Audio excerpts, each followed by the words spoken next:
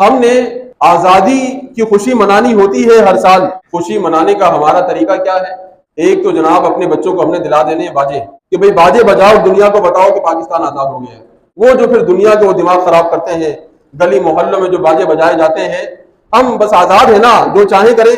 भाई आजादी का मतलब क्या यही है कि लोगों को तकलीफ पहुंचाओ, जो चाहो करो। आजाद जो है बच्चों को बाजे दिलाए और जनाब अवाम का बाजा बजा दिया, अपने पड़ोसियों का बाजा बजा दिया।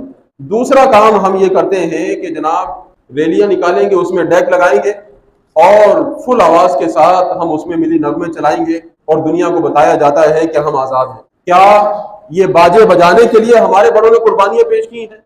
जो पूरी पूरी ट्रेनें इंडिया से चलती हैं तो जिंदा हैं, पाकिस्तान पहुंचते हैं तो लाशों से ट्रेन भरी हुई है। क्या ये बाजे बजाने के लिए ये हमारी कुर्बानियां हुई थी?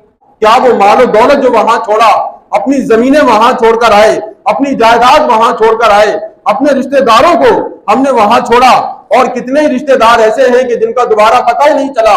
क्या ये सारी की सारी कुर्बानियां ये बाजे बजाने के लिए हमने दी हैं? क्या ये कुर्बानियां मिली नगमे सुनने के लिए हमने दी हैं? सोचने की बात है, गौर करने की बात है। हम किस तरफ जा रहे हैं, क्या कर रहे हैं? हम क्यों नहीं समझते कि ये वतन अजीज हमने क्यों हासिल किया? वतन अजीज हासिल करने का मकसद यही था कि हम यहाँ इस्लामी तालीमात के मुताबिक जिंदगी गुजारें।